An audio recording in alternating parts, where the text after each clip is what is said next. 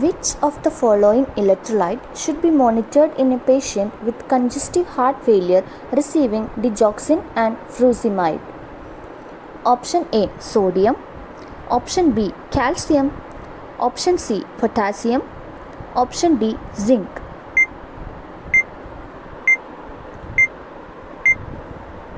The answer is option C, potassium. Congestive heart failure is a condition that develops when your heart doesn't pump enough blood for your body's needs. Digoxin belongs to the class of medicine called digitalis glycosides. Digoxin toxicity is worsened by hypokalemia because digoxin binds to the potassium site of sodium-potassium ATPase pump.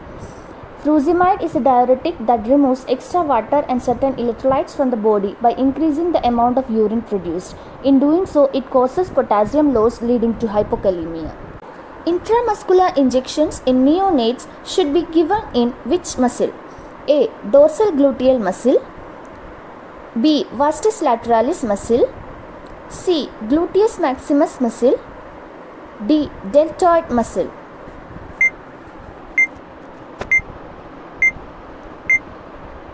The answer is option B, vastus lateralis muscle. The anterior lateral aspect of the thigh or vastus lateralis muscle is the preferred IM site for neonates and infants. Up to 1 ml can be injected into this site in neonates, up to 3 ml in children, and up to 5 ml in adults. Using vastus lateralis muscle avoids the risk of sciatic nerve damage from gluteal injection. Vastus lateralis muscle has a larger muscle mass than gluteal region. What is the normal plasma osmolality ranges in adults? A. 260 to 270 milliosmoles per kg. B. 280 to 290 milliosmoles per kg. C. 320 to 330 milliosmoles per kg. D. 300 to 310 milliosmoles per kg. The answer is option B, 280 to 290 milliosmoles per kg. The serum or plasma osmolality is a measure of different solutes in plasma. It is primarily determined by sodium and its corresponding anions, that is chloride and bicarbonate, and also glucose and urea. Osmoles per kilogram of water defines osmolality, while osmoles per liter of solution defines osmolarity. Normal plasma osmolality is 275 to 295 milliosmoles per kilogram for adults. Which of the following clinical features would not be seen in a client with dengue hemorrhagic fever? A. Thrombocytopenia. B. Leukocytosis. C. Lymphadenopathy. D. Fever.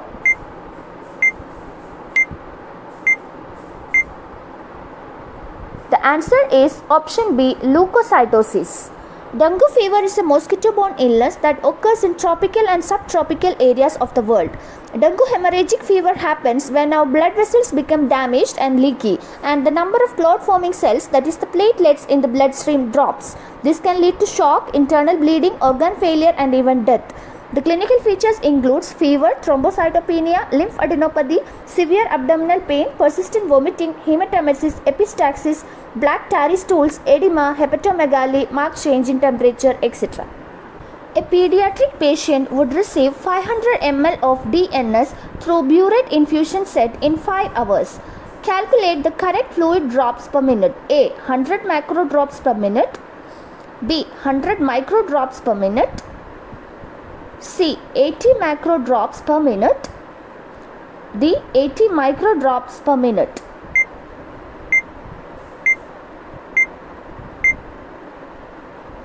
The answer is option B, 100 micro drops per minute.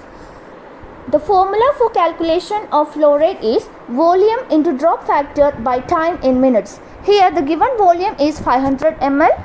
The drop factor will be in burette infusion set will be 60 drops per minute, and here the time given is 5 hours, that is 5 into 60 minutes. So for calculating volume into drop factor, that is 500 into 60 by time, that is 5 into 60 is equal to 100 micro drops per minute. Which of the following ECG changes would be seen in a patient with kidney failure with potassium level 6.3 mg per dl? A. Flattened T wave. B. Peaked T wave. C. ST segment elevation.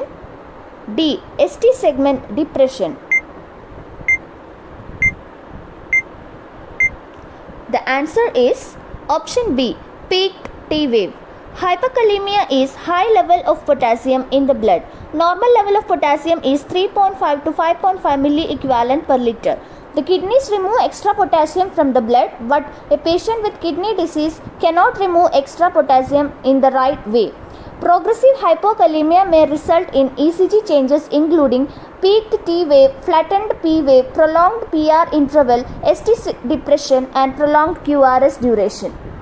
A patient with 28 weeks of gestation is receiving labetalol and magnesium sulfate IV infusion for her pre-eclampsia treatment. While taking vitals, her BP is 86 by 56 mm of Hg. The most likely cause is A. False reading, B. Accidental overdose of labetalol, C. Magnesium sulfate toxicity, D. Patient is anxious.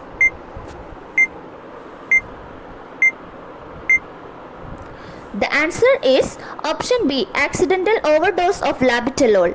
Labetalol is one of the most commonly used antihypertensive medication for the treatment of hypertension in pregnancy. Severe hypertension requires prompt treatment and rapid-acting antihypertensives such as labetalol to avoid stroke and placental abruption. Mechanism of action of labetalol is alpha-1 adrenergic antagonism and non-selective competitive beta-adrenergic blocking activity. Overdosage with labetalol causes excessive hypotension that is posture sensitive, sometimes excessive bradycardia. Which of the following is an example of basal insulin? Option A. Regular insulin. Option B. Lispro insulin. Option C. Glulicin insulin. Option D. Degludec insulin. The answer is option D. Degludec insulin.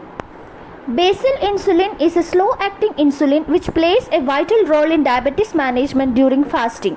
Pancreas makes sets amount of insulin around the clock. Basal insulin mimics that process and the body absorbs it slowly and uses it throughout the day.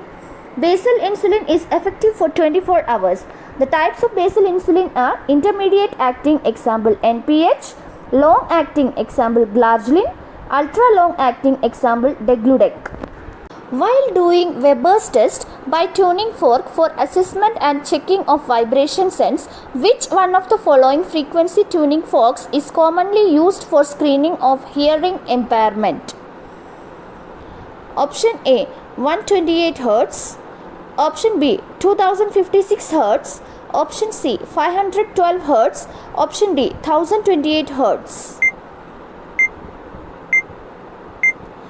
The answer is option C. 512 Hz. A tuning fork is a sound resonator which is a two-pronged fork. The prongs, called tines, are made from U-shaped bar of metal, usually steel. The examiner should use a 512 Hz tuning fork. One should avoid using a 128 Hz or 256 Hz tuning fork as these are used to assess vibration sensation in neurological examination. Weber's test is performed by striking the tuning fork and placing it against the middle of the forehead and asking the patient if the tone is equal in both the ears.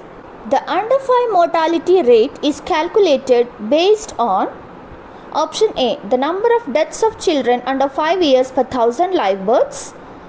Option B. The number of births of children under 5 years per 1000 live births.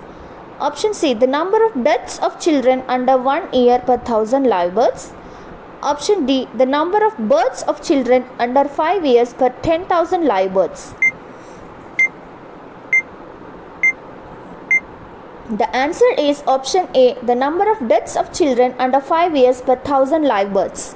The under 5 mortality rate refers to the probability a newborn would die before reaching exactly 5 years of age expressed per 1000 live births.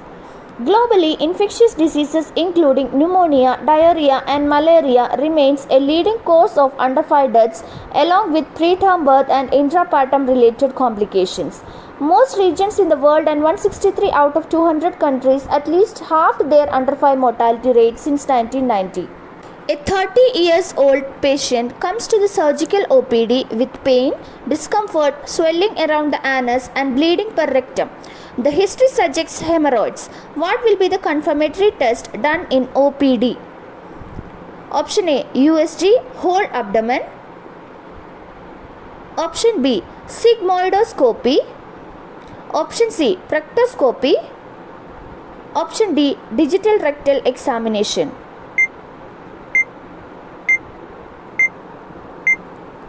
The answer is option C, proctoscopy.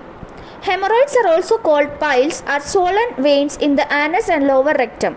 Hemorrhoids are similar to varicose veins. It can develop inside the rectum called internal hemorrhoids and develop under the skin around the anus called external hemorrhoids. Proctoscopy, also called rigid sigmoidoscopy, is a procedure to examine the inside of the rectum and anus. Proctoscopy is considered as confirmatory test for hemorrhoids, which allows the examiner to assess anus, rectum and lower part of the colon. Up to which age the height of the child is measured in lying down position? A. 12 months, B. 18 months, C. 24 months, D. 9 months. The answer is option C, 24 months. If a child is less than 2 years old, measure the child's length in lying down or recumbent position using a length board which should be placed on a flat, stable surface such as a table. Infantometer is a device used to measure the length or height of babies and toddlers up to 2 years old who cannot stand unassisted. It can measure up to 100 centimeters maximum. If the child is greater than 2 years old and able to stand, standing height should be measured using stadiometer. According to World Health Organization, severe stunting for low height for age is best described in standard deviation of option A, stunted height for age below 2 standard deviation, B, stunted height for age below 3 standard deviation, option C, stunted height for age below 4 standard deviation, option D, stunted height for age below 1 standard deviation. The answer is option B, stunted height for age below 3 standard deviation. Stunting is the common condition of malnourished children affecting an estimated 161 million children worldwide in 2013. Stunting is less than -2 standard deviation from the length or height for age World Health Organization Child Growth Standards median, while severe stunting is less than -3 standard deviation from length or height for age World Health Organization Child Growth Standards median. In which of the following clinical condition honey-like crusts are seen around the mouth in a baby? A. Scabies, B. Impetigo, C. Atopic dermatitis, D. Rashes.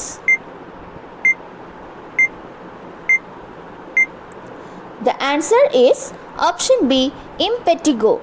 Impetigo is a highly contagious skin infection that causes red sores on the face. Impetigo mainly affects the infants and children. They are caused by gram-positive Staphylococcus aureus and group A beta hemolytic streptococcus. It usually appears as reddish sores on the face, especially around the nose and mouth and on the hands and feet. Over about a week, the sores burst and develop honey-colored crust. Which of the following medicine is used for fetal lung maturity? A. Betamethasone, B. Indomethacin, C. Terbutaline, D. Iron and folic acid.